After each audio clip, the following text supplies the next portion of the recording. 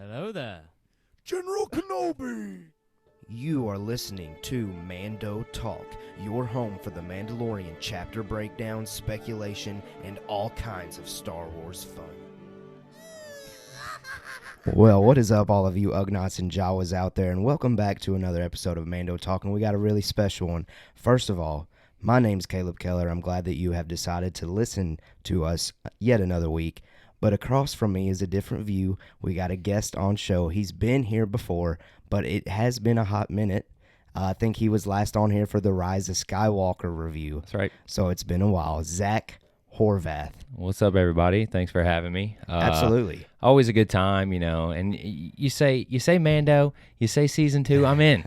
Yeah, I'm there. No doubt. So what we're doing tonight is we are discussing or we're reflecting on season 2 of The Mandalorian. But to kind of segue that, to intro that, today it came out that Season 2 of The Mandalorian has been nominated for Best Drama Television Series at the Golden Globes. Boom. So they're continuing to rack up the rewards. I think even some of the writers are getting some recognition as more of that info is being pumped out. So in celebration of that, let's reflect on Season 2.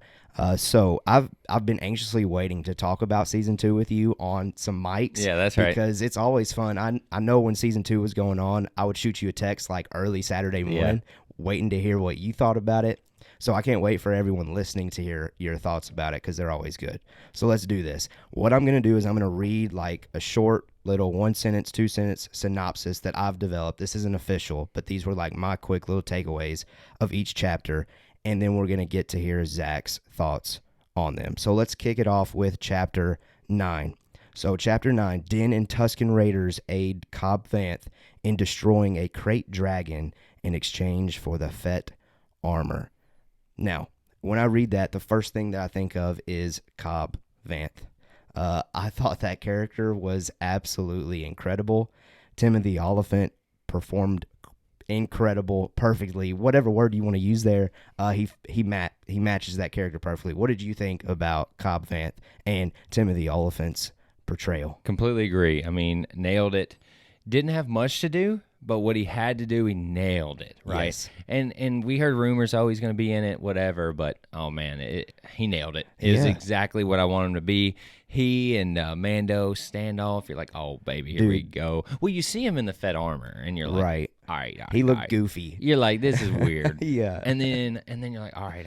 So what's this mean? It gives you backstory, intrigue, without saying, hey, look at him. You know what I'm saying? Well, and as soon as he took that helmet off, because he was kind of goofy when we saw him initially, but when he took that helmet off and you saw his perfect hair, the sheriff look, I was just like, all right, this dude is handsome. I'm invested. Yes, he was handsome. I mean, he rocked it. I looked at Maddie as soon as we watched that, and I was like, that's my Halloween guy next year. Yeah, man. I got to try to rock that hair. I mean, yeah, handsome dude, but for sure, I mean, nailed the part.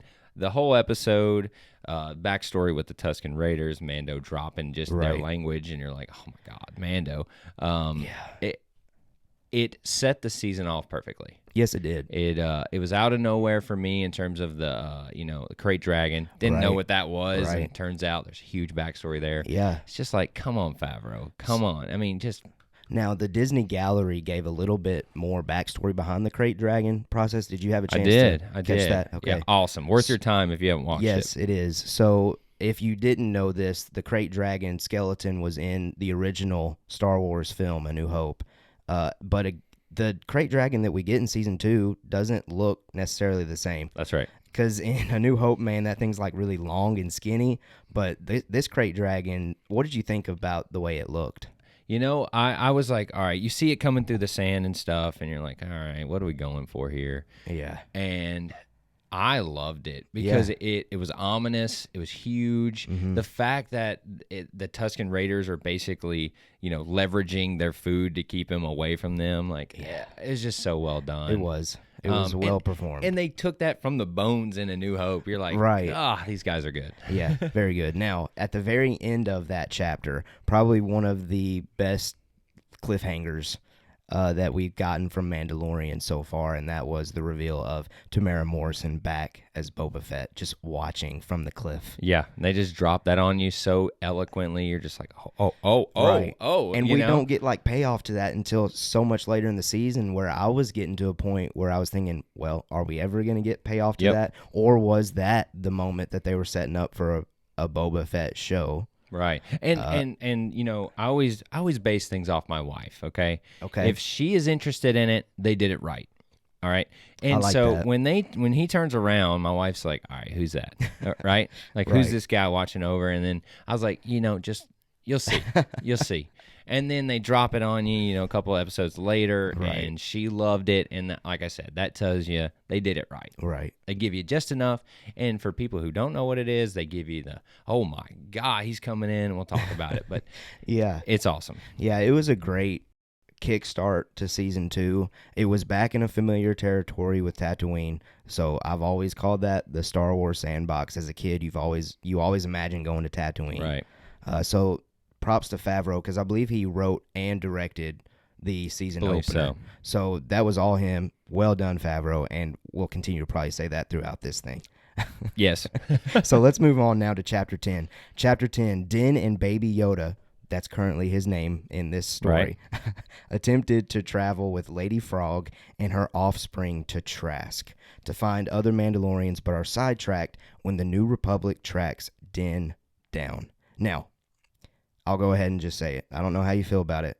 This was probably my least favorite of season 2. Now, when I say least favorite, I didn't hate it. It was just there, you know? I didn't, despise anything. I had fun with it, but it just wasn't the same enjoyment that I got out of all the rest of the chapters. What did you think? 100%. I mean, as I kind of described this episode as fine for me. It fine in Mandalorian terms. Like, I enjoyed it. It was good, worth watching. It was... You could say it's filler, but it wasn't, because they had so much Din and Baby Yoda back and forth. You get the frog lady. I didn't care about her, but then I did. Yeah. And that shows you that that episode was so well done. Right. It's just some... If you see it on the page, you'd probably be like, oh, that sounds kind of boring. Yeah. But a lot of big stuff happens. Right. Right? I mean, you get or I about called him his name, Baby Yoda, doing his thing with the little eggs or whatever. Yeah. And then you get the huge spider things. And I think we like to call that Harry Potter and Star Wars here. Yeah, I mean, it's fair. But the whole episode did a good job. You know, after the first episode of the season, it was good to take a breath and get back to the roots of Baby Yoda and Din. Now, and I'm glad you pointed that out, because one of the things that makes the Mandalorian is the connections that and the development of character between Din and the child, Baby Yoda. And Chapter 10, that was its strong suit. Right. First, I mean, that's what kept me invested, just that alone. I like seeing them together. You start seeing the cracks in his armor in terms of, you know, keeping his helmet on and what that means to him and what Baby Yoda actually means to him. It goes a long way in that episode. And, man, looking back on it, too, what a foreshadow to how the Razor Crest turns out. Oh, my, yeah. Whoa. I mean... Yeah. That's fair. We'll get to it, but yes, we will. What a foreshadow. Okay, next one, Chapter 11. Loved this episode. I thought it was the best one while we were watching it, in that moment. But again, we'll get to more of my favorites later. Chapter 11, Din aids Bo-Katan in stealing an Imperial cruiser in exchange for the location of a Jedi. So again, Din is doing something to get something in return that's going to take him to the next spot. But I was okay with it because we got Bo-Katan. Dude, incredible. It's a video game, all right? Let's call it what it is. It's a video game, but it's so well done that even though I know what's going to happen, I know he's going to go talk to this person A, they going to need him to do something, he does it, great, cool. It's so well done and so entertaining. And like you said, the characters are so well written, you know, back and forth. I didn't have any history with Bo. Right. I knew she was important, but I was just like, whatever. But, man, when they come in, all of the Mandalorians, and they're doing their thing, flying in, you're just like, oh, my. Well, because they set it up so good because Baby Yoda's in that thing. Right. And he gets, sucked up. You're like, oh, what's about to happen here? And Din's just getting jacked up. Oh man, they do and out such of a nowhere, good job. she just flies in. Oh saves my the gosh, day. and they all just murk them. You're just like, Yeah. all right, who are you? Why are you here? And why do you look like Right. this? You know. Now, so that does kind of make me think then, since you have the point of view of not necessarily diving deep into Rebels and Clone Wars. Right. Because for me, like, I got chills and I wouldn't say emotional, but just like. So man, happy, that I is- would yeah, say. exactly. So how did you take it? Was it similar or was it just like, oh, okay, she looks cool? It was more of intrigue. It was Okay. like, who is this person and why is she so cool? And I want to know everything I can. Now, don't get me Yeah. wrong. After the episode, I'm just Googling and digging into it. And that There you just go. shows you that they did a good job at making me care. Because, Yeah. I knew, oh, I think she's important, whatever. But Yeah. no, like legit. Like Okay. it was so cool. And my wife and I did a full rewatch after. There you go. And so watching it again and knowing the history and knowing what happens, you're just like, oh, Yeah. baby. And it makes it interesting, too, for me, as soon as because they sit down and have a meal together and she's explaining kind of a little bit of her backstory to those of you Right. that haven't seen Rebels and Clone Wars. She's wanting to get back to Mandalore, and she's definitely wanting to reclaim the throne. And, man, is that a story that I hope to see, and I think they are inching very close to that. No, man, I think they're all in on that. Yes. I think they're all in. So I loved Chapter 11. That was, honestly, that episode kickstarted, like, the incredibleness that was yet to come. Oh, we thought that it wasn't going to get any better from there, but, man. Dude, from that point on, banger, Yes. banger. Like, Yeah. oh my gosh. Yeah. So let's keep going into those banger episodes. Next up, we got Chapter 12. Chapter 12. Din stops for repairs at Navarro. So I guess we didn't touch on it, but in Chapter 11, like, the Mon Calamari, like, barely fixed his shit for him. right. So he decides to stop at Navarro to get some official work done on it, where he helps newly appointed Marshal Cara Dune and Grief Karga, who's basically like the mayor of the town at this point. He helps those two destroy an Imperial lab where they discover dark magic occurring. Things got dark here in this episode. It was fun to begin with. It was cool being back in Navarro. We saw a statue of IG-11 in the background. So that was pretty cool. But then when they actually go to the Imperial lab, man, did it get interesting. Yeah, right. We see the dark, ominous person, the dark, ominous music, and you're like, is that Snoke? Is that Palpatine? Is it some just random person they're trying to develop? I don't know. What did you think about it? I went into this episode going, oh gosh, another here we go filler. Okay, I ain't gonna lie to you. I was like, oh, okay, we've been here. We'll see what happens. Love Yeah. this episode. Yeah. So well done. Carl Weathers, shout out. Dude, yes, Great yes. job. Absolutely. I was very impressed. Again, that kind of went into my, oh gosh, what's going to happen here? He nailed it. Yeah. The whole episode was really well done. You're going to hear me say that probably 3 or 4 more times Right. here. Probably with the rest of That's them. right. It's just so good because it could have been filler if done wrong. Right. It could have been boring. I could have been all right. They're going to take this thing. I don't care. But man, it's just the characters so good seeing them together again. Yeah, it was. Going, and even the blue guy, like I can't remember his name off the top. I just call him the Mithral. Okay, yeah, him. Great comedy. Yeah, he nailed it. There's no guarding here. Wonderful. Yes. But I just thought that episode overall was way better than it should have been. Could have been. Yeah. And the Palpatine Snoke stuff. Right. What did you think? Let's hear it. Dude, it's Snoke. I mean, Okay. they're setting I think it that's up. my second, too. I want them to do that. Okay. Because to me, it's building up the sequels. Right. Which do that. Do it. Yeah. Get everybody happy with the sequels. And see, that's kind of my stance on it, too. Like, the prequels weren't loved initially, but I do think the Clone Wars made people appreciate them a little bit more. Yeah, I do think Mando has an opportunity to do that with the sequels. 100%. And do it. Why not? Yeah. You're in that time frame. You can call back to prequels, hit the sequels. Why not? Describe the questions we had from Rise of Skywalker. Right. I mean, why not? Yeah. And that's what they're doing. I think. I may be wrong, but No, I think you're I think you're on the mark because that's what I think. So, Well, I mean, it would make sense. Why would they show it? They're not going to show it unless they have a reason for it. yeah, I think there will eventually be payoff on that. Yeah. I can't wait to get the payoff for it. It's going to be a minute. I think it's so. going to be a minute. I think it's their long game with this show. Maybe I wouldn't call it a B plot, but the background plot of, Baby Yoda and midichlorians and all this stuff. 100% that's where it's going. Well, and I think too they have to just like put stuff there like this dark magic First Order is lurking in the shadows. Don't forget, we know where this goes. Right. They don't go away. Right. And I know we're still like 25 years away from Force Awakens. Yeah. But when we get there, Force Awakens, then people are, they're booming. Dude, they done built the exactly. daggum planet in the sky. Like, they're there. Yeah. If they can build a planet in 25 years, Right. So I'm right there with they're you. setting the seeds for that, and I can't wait to see it come to fruition. Yeah, I can't wait to get those connections to the sequels, honestly, because I do think, and it sounds like we both agree with this, they've got an opportunity to make the sequel stronger, so why not do it? Yeah.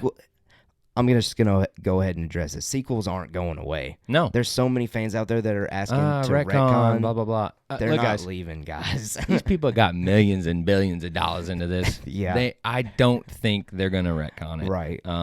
I know that may hurt your feelings. I don't want to hurt your feelings. It's a business they're running. Right.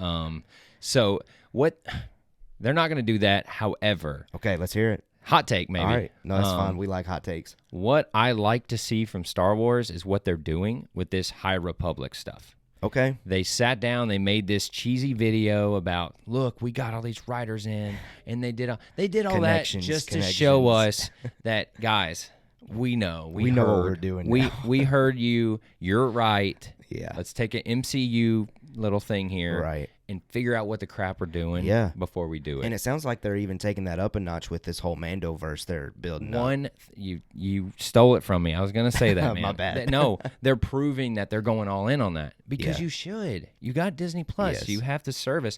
They got millions and millions of viewers now. Yes, they do. Because of Mandalorian. Dude, their Disney Plus is crushing it. Crushing it. And they're about to just get even bigger of an audience because Marvel is starting to pump stuff out. That's a whole nother, just wealth bucket that we could get into. We could get into a Disney Plus podcast alone. I've been wanting to do that badly, too. Because, man, there's so much on that just potential there. But right. I'm glad to see that they're calling back. They're not afraid to touch on the sequels. Agreed. Like, look, guys, there's some floaty bodies here. What does that mean? We don't know. Yeah. It's Snoke.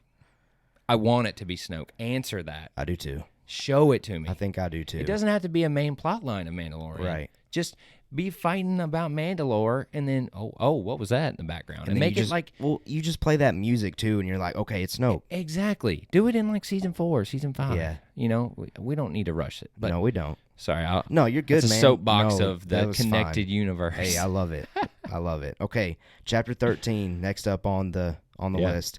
Din Djarin finds Ahsoka Tano. I'll just stop right there and just give that part a round of applause. Like, there's nothing else that needs to be said. What an intro. What an intro. And we receive background information on Baby Yoda, who we can now say for the rest of this podcast is Grogu. Oh, Grogu. And teases of Ahsoka's future endeavors. Where is Grand Admiral Thrawn? Yep.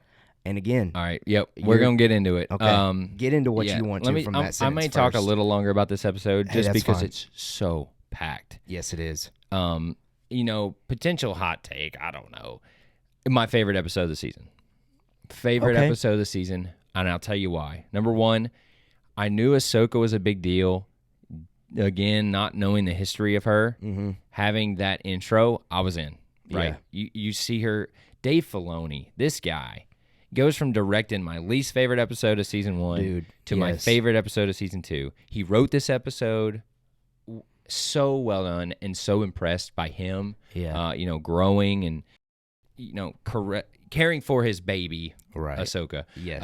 But just the intro alone sets the tone. We're in this random forest that's like burned down or something. You're like, what's happening here? And you just see the lightsabers. She's just doing work. And then we're in Mandalorian, right? And when we saw the lightsabers, even my wife was like, oh, here we go. Yeah. And we've watched that episode so many times just by her saying, you want to watch the Ahsoka episode again? Okay. And I'm like, yeah. Who wouldn't? Yeah, so it's so good. But number one is just the intro. Number two is how they tied Grogu and Mando into her story. Yes. Make her, be important, not just but because she's Ahsoka, but because she's dropping these story bombs onto us. Right. Like, oh, yeah, your name's, he's Grogu. Yeah. You didn't know that? He trained in the temple. Yeah, he trained when Yoda and Anakin and when Mace Anakin's and murking everyone. everybody, Right. like Grogu's there, and you're just like, whoa, girl, you are dropping bombs on us. Right. And again, and she sees the Din and Grogu connection, and then my favorite part of the entire series potentially is her fight with the magistrate. Yeah, Elsbeth. Sure, her.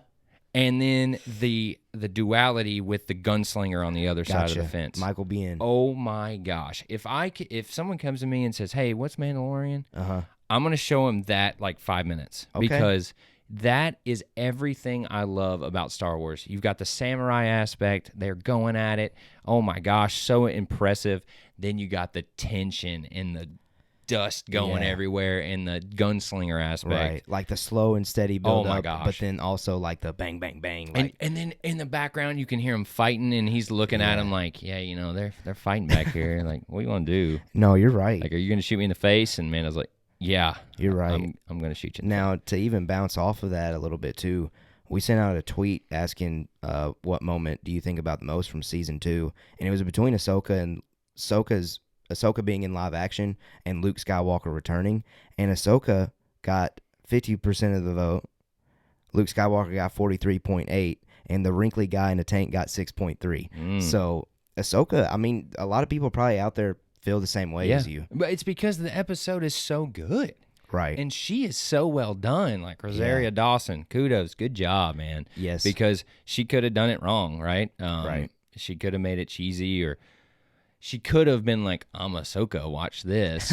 And Dave, it goes back to Dave Filoni. Yes, honestly. Yeah. He wrote it, he directed it, it's on him. If he messes it up, it's on him. Thank God he stick the landing.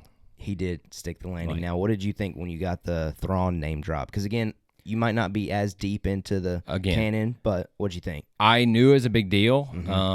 Just being kind of in this world, I just remember looking at Taylor and say, "What did she just say? She say Thrawn?" And Taylor was like, "I don't know."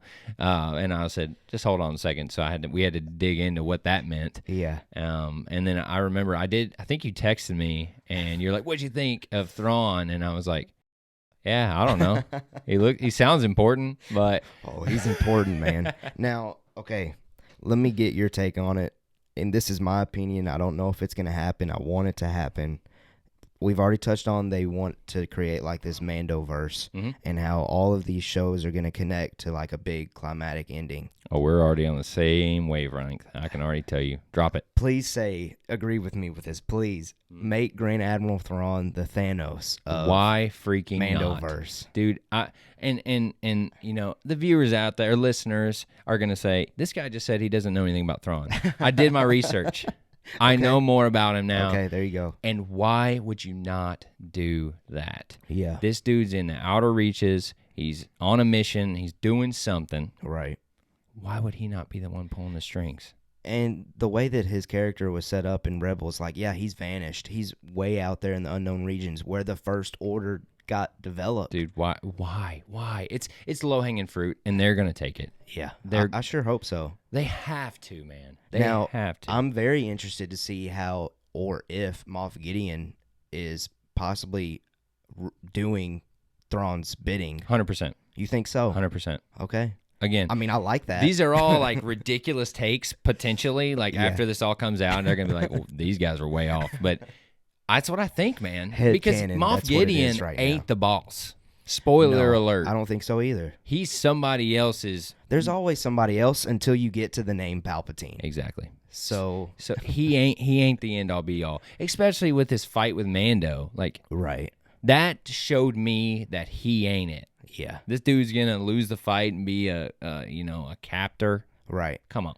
Yeah. Nah. No, I agree. I agree with that, and I can't wait to see how Thrawn possibly connects to the Mandalorian. I don't know if we'll get connection to the Mandalorian, but we're definitely getting them in the Ahsoka show. Yep. So Here we go. Prediction. Okay, let's hear it. Mandalorian season 3. We'll talk about that in a minute of what that could potentially be. But I think Ahsoka, that's her mission. Thrawn, right? Right. Whatever. That's what her end game is going to be of her show. Boba Fett. Underground, right? Bounty hunters. Yes. He's going to get that squad up to go get Thrawn.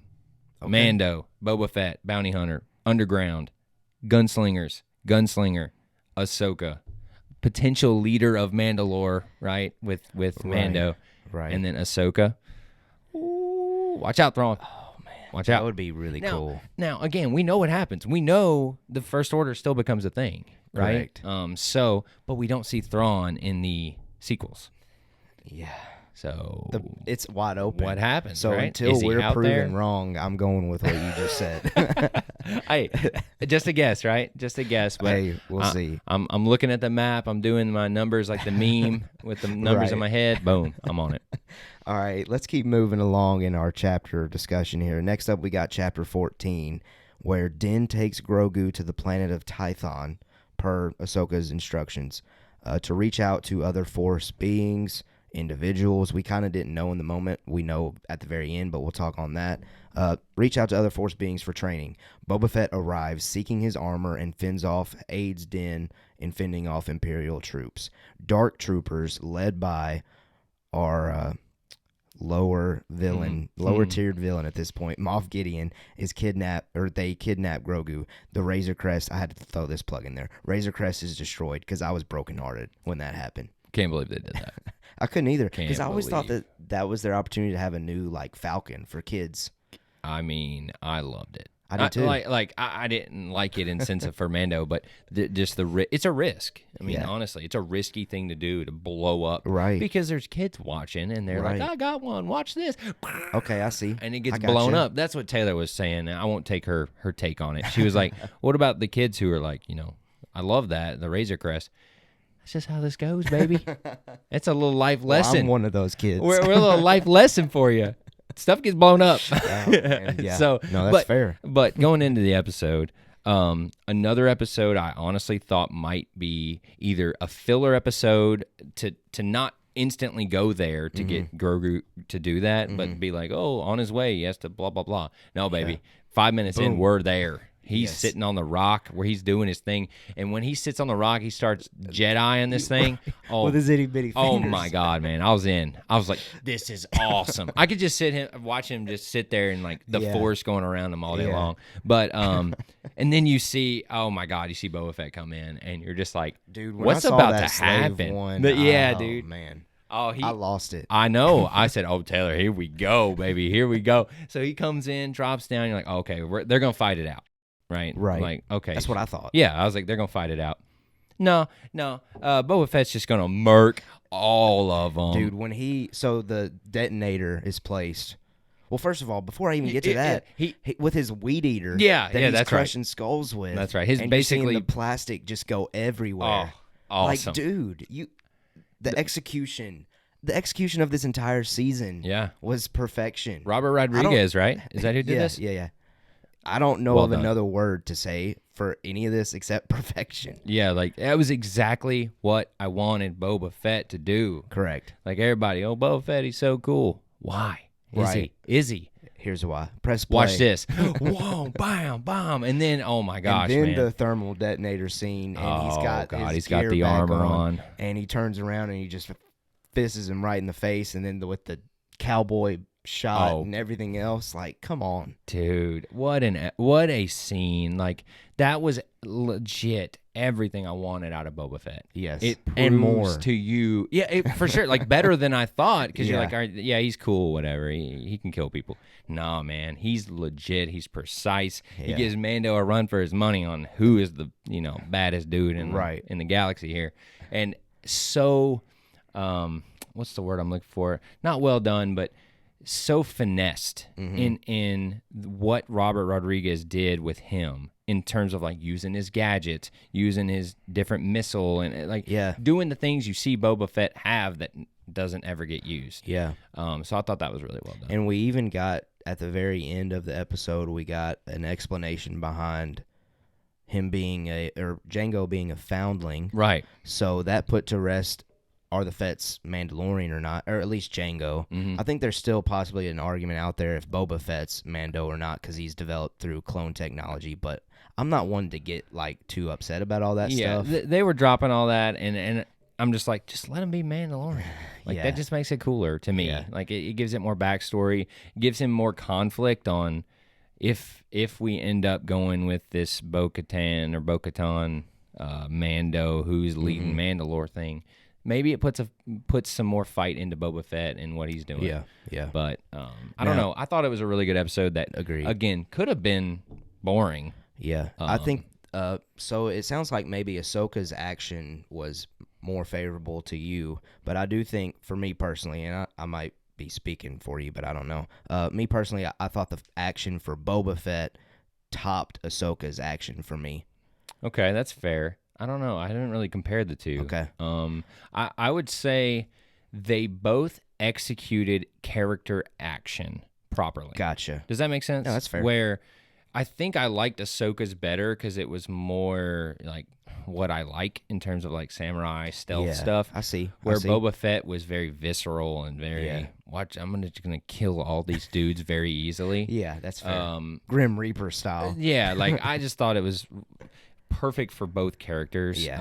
Okay, so maybe it wasn't a good comparison. No. I think it's a great comparison. They're both big-time action scenes, but Yeah. one is done quiet in the shadows, and one is done bombs and guns and stuff. So that's why I think I liked Ahsoka's better. Just because it fits your style Just because more. I like that Gotcha. more, but I thought Boba Fett was amazing. I see. You know? See. Okay. All right, let's move on then to Chapter 15 next. Cara shows back up. So I guess Mando's solution to getting Grogu back is to go to Marshal Cara, who now has access to all the different New Republic, tracking as far as prisoners go. And Cara aids Din in finding Megs Mayfield, someone that I did not think we were going to see again. And they're wanting to track down Gideon's cruiser. So the biggest thing that I took away from this chapter is Din's displaying of how much he is willing to do to get to Grogu. So this is the helmet taking off episode for this season. Yeah. I mean, I think that is what this episode's about. Yes. It's less about getting the plans or whatever. It's about him taking off the helmet. I mean, huge deal. Just think about, like, this is the same level of, like, doing a cardinal sin to someone else, Correct, right? yeah. Like, it's like something you don't do in his creed, in his mind, and he does it. Yeah. Number one, loved the call. Well, I wouldn't say it a callback, but in episode with Bo, you see her. They take their helmets off. Yeah. And again, not really knowing anything, at least at that point, I was like, "Oh, all right. I guess we just taking them off." Yeah. Because every Mandalorian we've seen so far in the show, is keep that baby on. Gotcha. Okay. And they're just dropping. I was like, "Oh, I guess there's different rules." Yeah. And turns out, oh yeah, big time, big deal. Like differences, and he's almost like a crazy person to them, right? Right. So I thought that was well done, that backstory, but also seeing, he's doing it for Grogu. Yeah. 100%. Now, something else, too, that I thought was really interesting with this episode was we saw Din Djarin kick butt without Beskar on. Oh, dude's like, awesome. He was wearing the Stormtrooper armor and was still able to just do whatever he wanted to. And he took hits. Yeah. I mean, he got pretty jacked up by these did. dudes, which he should. There's like 20 or 30 of these guys, right? I mean, but he's still wrecking them. And it just shows you, like, all right, sure, he can take some blasters with the Beskar, but oh my gosh, he can still wreck people. Yeah. And two things, two biggest takeaways that I didn't see coming for this episode. Number one, Bill Burr, what up? Dude. Amazing. Incredible. Out of nowhere. Yes. Didn't know he was even going to be in that episode. Killed it. Which is crazy to me, because if you told me Bill Burr's going to be in this episode and he's going to kill it, I'd be like, what did you say?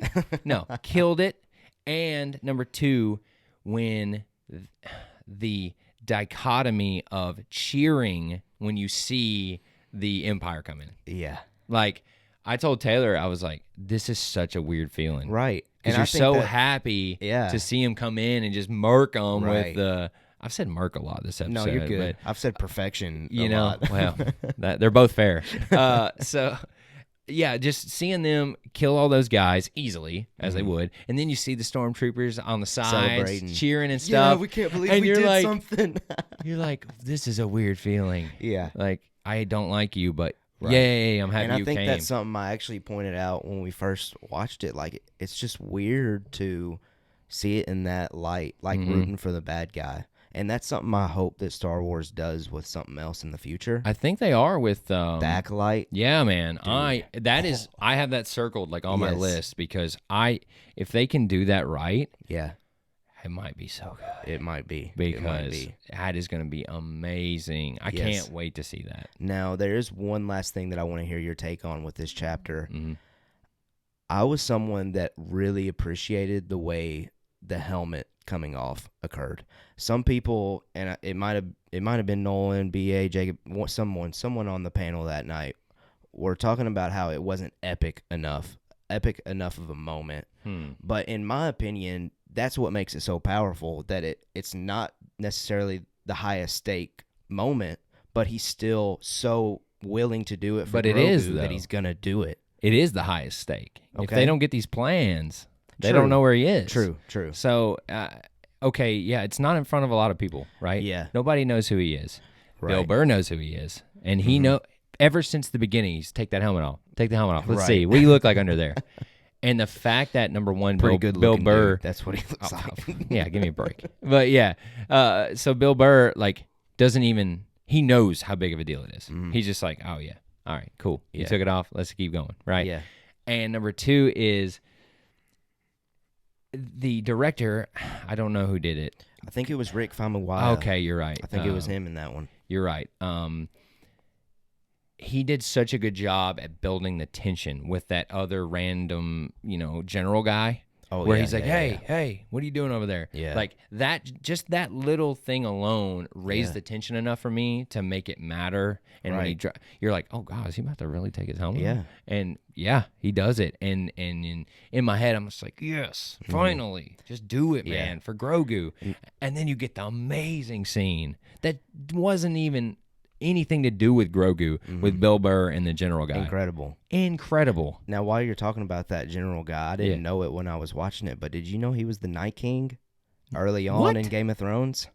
I see it now 1 through 3, when he does the I think that was his last time being the Night King. Yeah, but I didn't even know it. He should have stayed the Night King. Yeah. Hot take. Dude, I think he cool. looked so much scarier than the new Night King. Okay, and the new Night King was like the stunt coordinator guy apparently. Yeah. But anyway, I digress. I had to get my Game of Thrones plug in there. Everybody that listens, let's have a Game of Thrones. Everybody that listens knows that I love Game of Thrones. Oh yeah, come on, I do too. But I just thought of another incredible thing with that chapter: the seismic charge from the Slave One. Out of nowhere, another just little tidbit in there. There's a prequel connection for all the prequelists out there, and a great shot too. Yes, like, so well done. Absolutely. And another one of the things, they didn't have to be in there. Right. They didn't have to do it. Right. But they did it. Didn't make a big deal of it. Just boop. Because the people behind this show, there's no other way to describe it except they get it. Yeah, 100%. They just get it. Yeah. They know exactly what to do to just make us want more. Yep. All right, the grand finale, Chapter 16. Din, Djarin, and crew, they link up with Bo-Katan and her squad to aid in taking over Moff Gideon's cruiser. Din fights Gideon for Grogu's safety, so we got the Beskar, spear, and the Darksaber. And Dark Troopers appear to ruin that saving attempt when an unexpected Jedi arrives. Let's just talk about that. What did you think when you first of all saw that X-Wing come flying across the screen? Did you know in that moment? Let me just pause there. No, didn't. I didn't. Okay. And I'm kind of dumb in that way where I was like, maybe somehow Ahsoka, maybe that's what she's flying in. Mm-hmm. Like, I don't know. We never really saw what she's doing. Mm-hmm. And maybe that's her ride. And another thing that threw me off and why I was thinking that is the screen that Grogu's touching is black and white. Yes. So I thought it was just her lightsabers. Right, and I'm like, they look white. Yeah. I even literally said it out loud. Oh, it's Ahsoka. Yeah. And then they do Peyton Reed. Well done. Yes. well done, and giving us little tidbits of who could this be? Who could this Along the be? way, yeah. All right, it's probably him. Oh, it's right. Oh, it's freaking Luke. So, and again, maybe you didn't think this, but when we saw the X-Wing, I was thinking, okay, it's either Luke, Ahsoka, or Ezra Bridger. So that's a Rebels character. Mm-hmm. Then when we saw the white in the screen, I was like, okay, that means it's either got to be Luke or Ahsoka, because I don't think that they would bring in Ezra at that point. But then when we got that green lightsaber, it's like he went through a progression. Like, it could be these people. Oh, no, it's not that one person, but it could still be these two. Exactly. Oh, it's not those two. It's Luke freaking Skywalker. And even people who like knew when they saw the X-Wing, still, from what I've been seeing on like reviews and stuff, they think how we're thinking, where he does such a good job at still giving you that little tinge of like, maybe it's not Luke. Right. Like, oh, it's Luke. I don't know. Oh, it's Luke. No, I don't know. Yeah. And then, I'm just oh my gosh, chills man, talking about it. they open. Oh god, he pops that green out and Dude. does some work. And I didn't honestly feel 100% convinced that it was Luke until I saw the hilt. I was all in. I saw the glove. I saw the green. Right. Okay. I was in. Gotcha. I was like, it's Luke, and watch this. And Mando's struggling with one, right? Yeah. They do a good job at showing the how stakes powerful they are of how what a big deal these dark troopers are. Yeah. And Luke, I mean, it's toys to him. He's just slicing through them. He's doing the Darth Vader Rogue One crush type lifting and stuff. Man. Just they knew what they were doing with that. Yes, and I did. loved it. It's oh my god. People blow it up on Twitter with the comparison videos, and it's just oh man, so satisfying. Yeah. And a lot of people who hate on The Last Jedi and say Luke didn't do these things. Right. Hey, guess what? He just did them. Yeah, he did. And it was awesome. He did. And now we get all right. Hot take. I know this is going to be a hot take. It makes me like Last Jedi way more. Okay. Because it scratched the itch for me.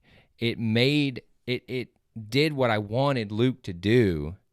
I got it. All right. Okay. He's murking fools. We get it. He's powerful. Okay. We get it.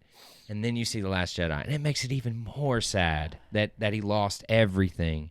And he had Grogu. Where's Grogu? Oh, we won't get into that. Right. But I mean, it shows he's at the height. This dude is awesome. He's smart. He knows how to go about building this temple. Yeah. And he's calm. Like when he walks in and he's like, yeah, just come on. I loved the moment.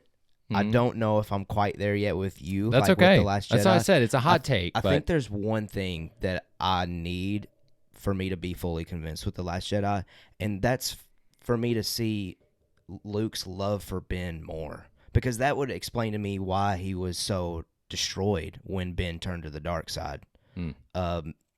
Because we didn't really get that as much in The Last Jedi or The Rise of Skywalker that I was hoping for. Because, in The Last Jedi, Luke talks about how he's going to basically haunt Kylo if he strikes him down. But that didn't really happen. And you kind of see what I'm saying, though? I do. Okay. And for me, it was I felt the loss for Luke that he felt, because I didn't think of it as Ben.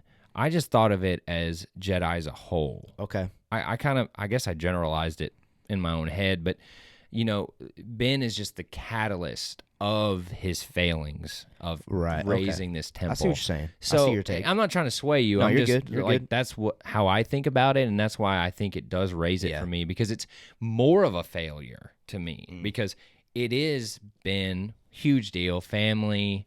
He didn't see it in him, whatever you want to say, but it's the Jedi as a whole. Like we were at peace, and they were about to build a full Jedi again, and he had his team together, so to speak. Right. And there's the one sliver that he didn't notice, being Ben, and he almost did it. He almost got rid of the sliver. Right. He couldn't do it, and lost everything. Right. Yeah. And so it just it scratched the itch of wanting to see Luke be Luke. I gotcha. And then I can see that, because that was my biggest thing with Last Jedi is I really liked the Force far Projection, away thing. Skype. Yeah, whatever you want to call it. Oh, the Force Skypes was the best thing in the entire movie. I love but that. his projection Oh, alone. I see what you're saying now. I gotcha. The Luke part. Gotcha. It makes it even just for me even more, because now I've seen him fight. he didn't need to fight there. He Right. needed to prove a point, and he did. Okay. And he ignited the blah, blah, blah that they say 100 times in the movie. Right. Okay. Well, no, like you said, that Sorry, is we're getting on a Last Jedi you're good. tangent, You're good. but that's just how important of a scene it is to me. Is it has a ripple effect on the other other movies. Well, and it seems like Favreau, and I think he even recently touched on this in an interview. He wants to do that. He wants to connect to the sequels a little bit, and I'm glad that you're getting some enjoyment out of the sequels a little bit more from Mando. I mean, 100%, because it was more than just seeing Luke do stuff. And from other people I've seen, it's the other side of the coin where they've been with Luke since A New Hope, and they wanted to see him do that, and so they were really let down by not seeing that. Yeah. Now they get to. But yeah, we got that moment, and boy, was it incredible. Was this face CGI a little off? Yes. Sure.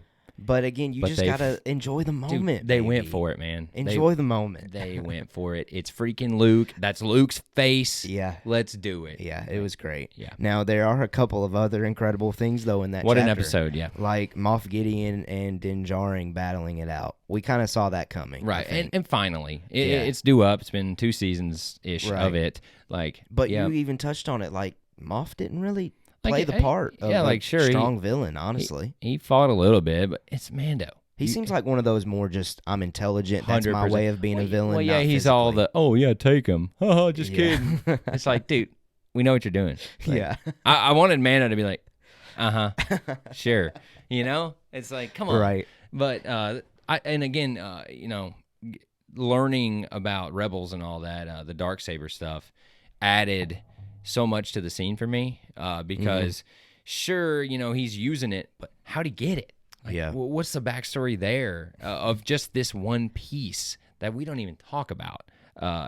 It's so interesting. And then, she's like, don't, let me get it. Right. Let me beat him. Because she knows why that has to be the case. And he freaking knows. Moff Gideon knows Mando's going to come for the kid. She's going to go that way. And he's going to fight Mando. And maybe that's why he didn't put up a fight, a big a deal. And that's actually something that we talked about on our initial review. Right. I do think he lost on purpose. Yeah, I knew agree. what was going to occur. I agree with you. Now, the only thing that makes me hesitant of that is when he attempted to take his life.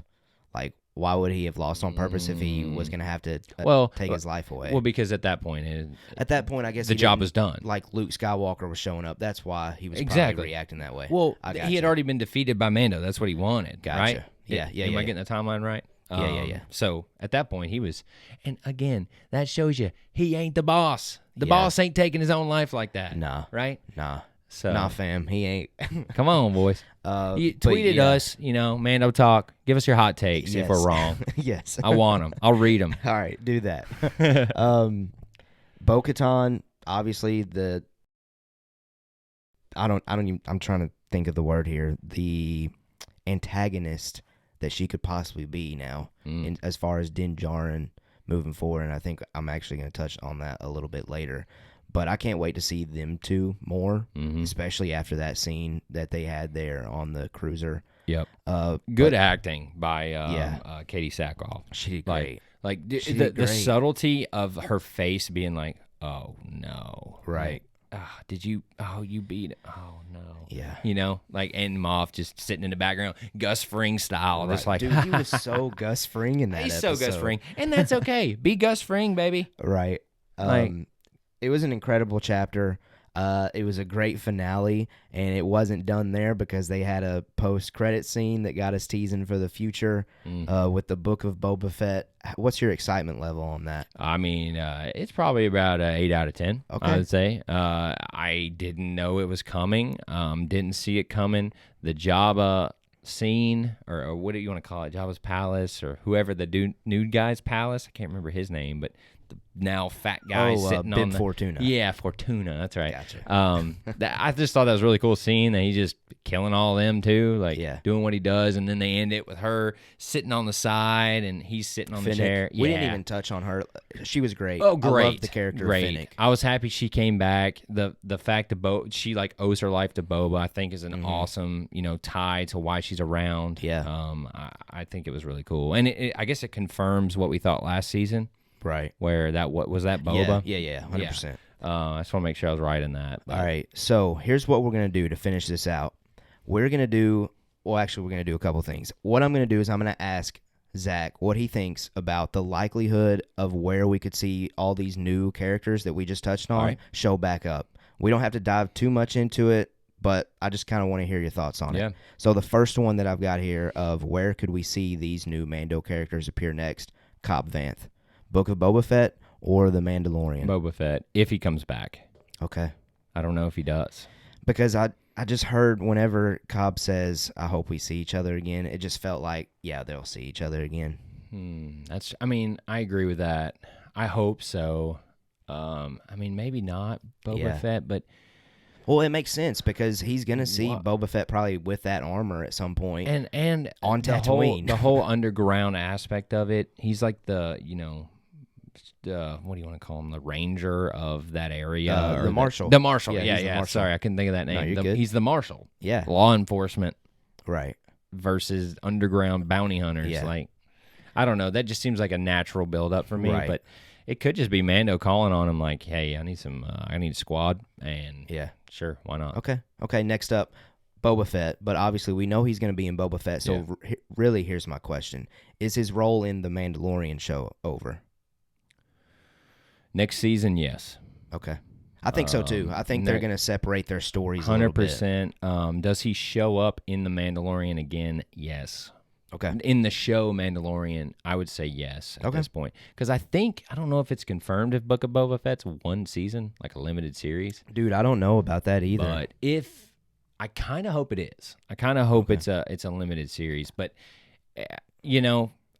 I could be eating those words here in like a year. Dude, if it's incredible, I'll want more, obviously. And like building this underground, like crazy bounty hunter. Yeah. I may be wrong, but just the story we're telling now, I'm good. Okay, next on the list, I'm going in order of how we saw him. Lady Frog.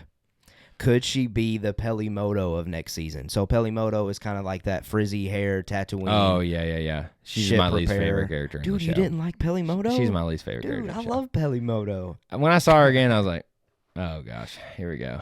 But, she's fine. I was like Babu Frick. I was like, I was just like, oh, her again? Okay. That's fine. But, no, she's okay. Lady Frog, I think her job's done. She agreed. I don't see her coming back. I thought so too. Maybe as like a little Easter egg, but I'm good on Lady Frog. All right. She got back with her little dude, and they got their family. Great scene with Grogu. So she done. All right. Next up, Bo-Katan. Obviously season 3, right? Episode 1, baby. She's back. Obviously. Yeah. I can't wait to see her. Cannot wait to see her. I think she's gonna be a leading actress in the next think so. season. I think. Now, do you think that she might take over that role that Cara had, that Gina Carano's Cara Dune? No, I think she goes. I think she gets more than her. Okay. I think it's going to be like a 40-50 split of Mando and her. I like that. I'm I would love that. It's kind of wishful thinking, to be honest. But yeah. Okay. Next on the list, Ahsoka Tano. Obviously Ahsoka. Yeah. But what about her role in The Mandalorian? That's a great question. Oh, man. I could see her coming back in season 3 in just a little dip. Yeah. But I think they wait. I think they wait to her own show. Now, this next one, and I think I agree with that take. I think she's just going to be Ahsoka driven until that climatic event that they've always talked about. Well, they've already confirmed that. Right. So this next one, I think we're going to talk about a little bit more. Luke Skywalker. Will he reappear to show Grogu's training and or return to like full on be part of that Mandalorian story? Okay. Now, I do have a thought on that, though. Okay. If they needed Luke to be more so integrated with the story, they're not faking his face. Right. 100%. That's what I was thinking. I think he's done. I think he did his job. He gave that little excitement factor. He's back. He's wrecking people. I think Luke's done. I don't see why they would fake his face and then bring on Sebastian Stan and be like, that's Luke. Now, if they do that, awesome. Yeah. I'm A-okay with that, and I think the viewers would suck into it and know that that's Luke. It just doesn't really make sense. It just I feel like once you commit to the digital face, you have to stick with the digital face. Yeah, I agree. Almost one of those kind of things. I agree 100%. But do you think we're done with Grogu? I guess I could ask too. No. So how's he going to You get back kidding in the story? I wonder. I do think it's possible. It's like one of those moments where Grogu feels that tremor in the Force, that his friends are in trouble. And we see maybe like Luke from behind, and Luke maybe says, I understand, I've been in your same situation before because I had to go after Han and Leia. I think so, but see, my thing with all this, with the Grogu stuff, is they have to know what they're doing, but I don't see how they're going to do it. Like, he's a little kid, and even if they jump forward some years, he's still going to be a little kid, right? The way his race, ages, right? Like this 25 years of time that we have to deal with, he's still going to be that small. If anything, a teenager. Yeah. So maybe a grumpy teenager. that's what I'm saying. Like maybe he comes and I don't know how they're going to play that game with Grogu, but I don't see them just dropping him. Right. I mean, he's part of it now. Can't. And we've talked about this over and over again. Grogu is an integral part of what makes the Mandalorian. Exactly. Like, yeah, we are hooked as Star Wars fans already. Yeah. Grogu helps hook everyone else outside of that realm. So he's got to be brought in somehow. And one thing I'm thinking about it is that he, one, I wouldn't say negative, but one reality is his job's kind of done. Like, he gave us an emotional connection to Din and let Din open up. Yeah. And that well is dry at this point. Man. To be honest, right? I just want to see I don't want to be again, devil's man. advocate, but it's a reality of how well they've done it. And with him taking off the helmet and touching him and stuff. Like there's nothing else there, really. What's next? Except for him being like a son. Unless, again, maybe he just comes back in that climatic finisher.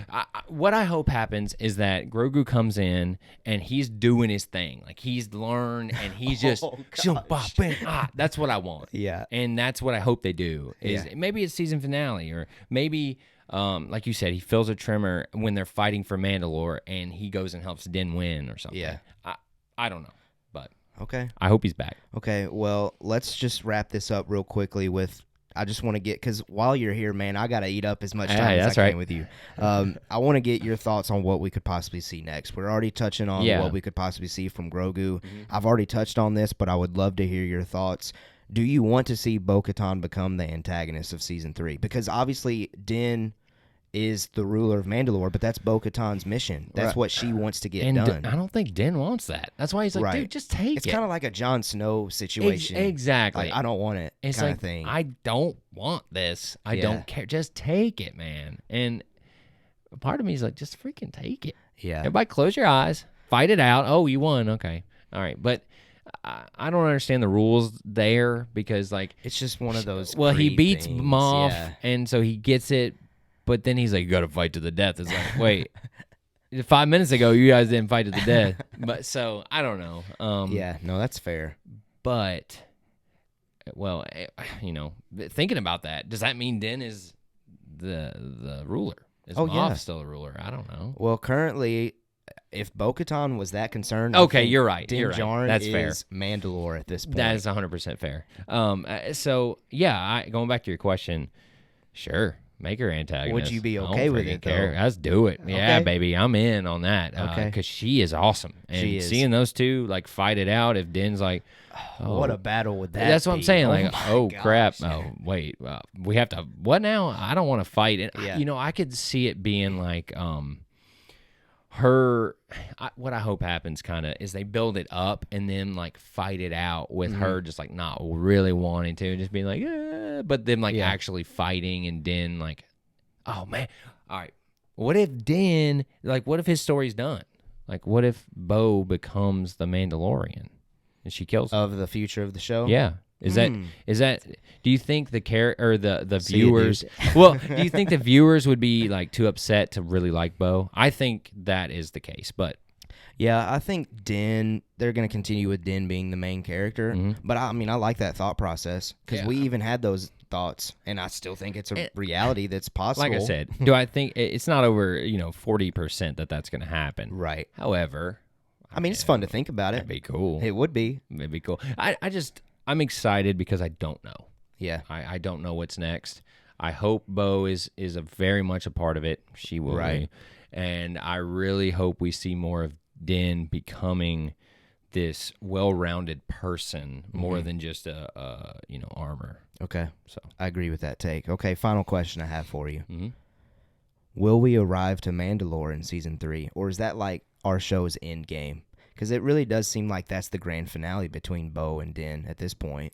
Like, what else is there for them at that? No, we're there next season. Okay. We're there. Oh, man. The reason I say that is because they're setting up Ahsoka. They're setting up Boba Fett. True. Like, we gotta get going on this Mandalore storyline because there's a lot of other things. A lot of things we're juggling, and maybe I'm wrong. Maybe they hold off for another season, right. But because it's coming so fast.